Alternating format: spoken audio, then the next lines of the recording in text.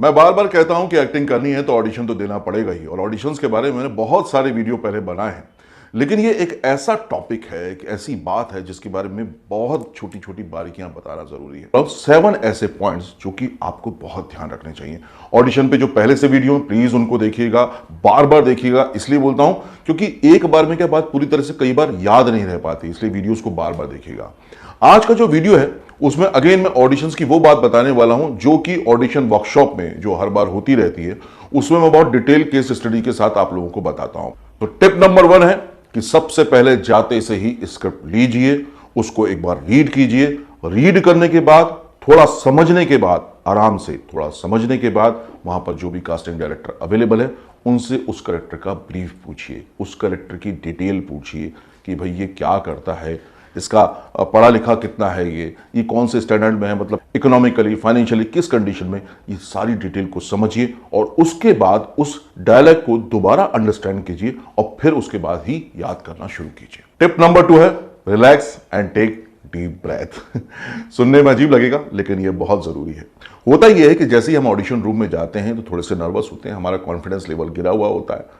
ऐसे में स्क्रिप्ट लेने के बाद जो हमें कास्टिंग डायरेक्टर ने बताया और वहां पर जो भीड़ तैयारी कर रही है उसको देखकर हम थोड़े से और कॉन्शियस हो जाते हैं, थोड़े से और नर्वस हो जाते हैं। तो बहुत जरूरी है कि पहले अपने आप को रिलैक्स महसूस कीजिए। ये कोई एग्जाम नहीं है, जस्ट रिलैक्स। आप यहां पर एक अपॉर्चुनिटी कैश करने के लिए आए हैं, आप अपनी एक्टिंग को एंजॉय करने के लिए आए हैं, इसलिए बिल्कुल कंफ्यूज मत होइए, नर्वस मत होइए। 5 बार डीप ब्रेथ लीजिए, अपने डायलॉग को दीजिए और रिलैक्स होकर, खुश होकर उस डायलॉग को याद करना शुरू कीजिए। तो आप देखेंगे डायलॉग याद भी जल्दी होगा, आपकी परफॉर्मेंस भी अच्छी होगी। टिप नंबर 3 है कि सिर्फ रट्टाफिकेशन मत कीजिए, मतलब मेमोराइज मत कर लीजिए, याद मत कर लीजिए उसको पूरी तरह से। आप उस कैरेक्टर को अच्छे से समझ के पहले विजुलाइज कीजिए कि हाँ ये क्या कर रहा है, कैसे कर रहा है, इसका एक्शन रिएक्शन कैसे होगा, इसके इमोशंस कैसे होंगे, उन बात को अच्छे से समझिए।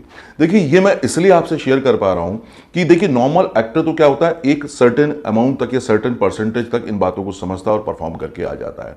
लेकिन जब बहुत सारे ऑडिशन हम लोग देखते हैं, मेरा मतलब है कि जब एज ए प्रोड्यूसर, डायरेक्टर या कास्टिंग डायरेक्टर के तौर पर जब हम लोग देखते हैं तो हम देखते हैं कि यार इसने सिर्फ ना लाइनें बोल दी। अगर ये चाहता, कई बार ऐसा भी लगता है कि यार इसमें कैलिबर था, ये चाहता तो बहुत अच्छा परफॉर्म कर सकता था लेकिन उसने किया नहीं। तो हमारी जो अंडरस्टैंडिंग है एक्टिंग को लेकर वो नॉर्मल एक्टर से कुछ ज्यादा होती है, क्योंकि हम उसको देख के एनालाइज करते हैं और उसी के बेस पे उसका सिलेक्शन करते हैं। तो टिप नंबर जो 3 मैंने आपको बताई, सिर्फ रट्टाफिकेशन मत कीजिए, उसके इमोशंस को, एक्सप्रेशंस को अच्छे से समझिए और उसके हिसाब से ही उसको फिर याद कीजिए, ताकि जब आप परफॉर्म करें तो सिर्फ लाइनें नहीं बोल रहे हो बल्कि उस कैरेक्टर को जी रहे हो। टिप नंबर 4 है मार्क 5W, मतलब who, where, why, what, when. मतलब ये कौन है, ये क्या कर रहा है, ये कहां कर रहा है, किसके साथ बात कर रहा है, ये सब जानना बहुत जरूरी है एक कैरेक्टर को प्ले करते टाइम। ऑडिशन में ज्यादातर लोग ना इस बात को ध्यान ही नहीं देते, जस्ट ब्रीफ लिया और उसके बाद उसको रट के और बस परफॉर्म कर दिया। लेकिन जब इस 5 सवालों को आप पूछेंगे और समझेंगे तो आपको पता चलेगा नहीं, आपकी परफॉर्मेंस में और सुधार आ सकता है, क्योंकि आप वैसा नहीं परफॉर्म करने वाले थे इन चीजों को जानने में ना, जैसा इन चीजों को जानने के बाद कर सकते हैं। तो प्लीज इन चीजों का ध्यान रखिए और इसके हिसाब से प्रिपरेशन कीजिए, उसके बाद ही ऑडिशन को अटेम्प्ट कीजिए। 5th टिप है बहुत ही इंपॉर्टेंट, इसको बहुत लोग समझ ही नहीं पाते और इसलिए अच्छी एक्टिंग आने के बावजूद भी कई बार सेलेक्ट नहीं होते।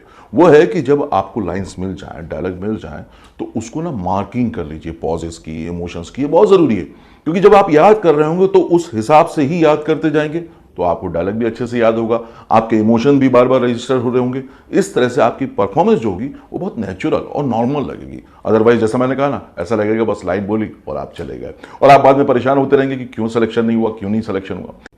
6th पॉइंट है जो आपको ध्यान रखना है, वो ये है कि उस लाइन्स में, उस डायलॉग में उस कैरेक्टर का सुपर ऑब्जेक्ट क्या है, वो करना क्या चाहता है। हर डायलॉग का कोई ना कोई ऑब्जेक्ट होता है, उस ऑब्जेक्ट के तहत ही वो काम करता है। मान लीजिए वो नफरत भरा एक डायलॉग बोल रहा है तो इसका मतलब वो किसी नफरत की बात कर रहा है, तो नफरत जो है उसमें मेन ऑब्जेक्ट है, उसमें वो क्या करने वाला है। मान लीजिए उस नफरत में कह रहा है कि अगर तुमने ये चीजें ठीक नहीं की, नहीं सुधरे, तो मुझसे बुरा कोई नहीं होगा। तो यहाँ पे वो अपनी एक चीज बता रहा है कि मैं बहुत आगे तक बढ़ चुका हूं। या कोई अगर प्यार जाहिर कर रहा है तो ऑब्जेक्ट हो गया प्यार का इजहार। हर डायलॉग का एक ना एक ऑब्जेक्ट होता है। अगर मान लीजिए 2 लोगों में बात चल रही है, एक मुजरिम में और एक पुलिस में, तो जो पुलिस का है उसका ऑब्जेक्ट है कि मुजरिम से सारी बात उगलवानी है और मुजरिम का ऑब्जेक्ट है कि मुझे कुछ भी नहीं बताना है। तो एक ही डायलॉग में 2 अलग अलग कैरेक्टर के, दोनों के डायलॉग में ऑब्जेक्ट बदल जाएंगे। ऑब्जेक्ट को समझकर अगर आप परफॉर्मेंस देंगे तो हमेशा वो अच्छी और सच्ची लगेगी। 7 टिप है कि जब भी डायलॉग आपको मिल जाए तो आप उस डायलॉग को लाउडली याद कीजिए। मैंने देखा है बहुत सारे लोग मन में ही याद करते हैं और इसकी सबसे बड़ी प्रॉब्लम ये है कि मन में याद करते टाइम आपको पता नहीं चलता कि जब आप शब्द बोलेंगे तो वो कहीं टूटेंगे तो नहीं, अटकेंगे तो नहीं, फंबल तो नहीं आएगा, क्योंकि आप तो मन में पढ़ रहे हैं तो कोई प्रॉब्लम ही नहीं हो रही, आपकी टंग कोई काम ही नहीं कर रही, आपकी ब्रीथ कोई काम ही नहीं कर रही।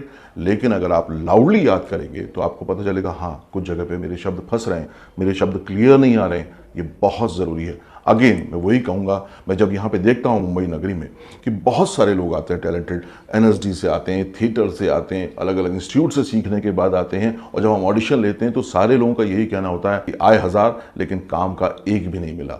जबकि वो सारे एक्टर या उसमें से काफ़ी सारे एक्टर बहुत अच्छे भी होते हैं, लेकिन इन छोटी छोटी बातों को ध्यान में नहीं रखते हैं और सिर्फ ऑडिशन पे ऑडिशन देते रहते हैं। एक तरह से सही में वो स्ट्रगल कर रहे हैं। अगर इन बातों को आप लोग सीख जाएं, समझ जाएं, तो ये करियर स्ट्रगल नहीं बल्कि अपॉर्चुनिटियों से भरा हुआ होगा।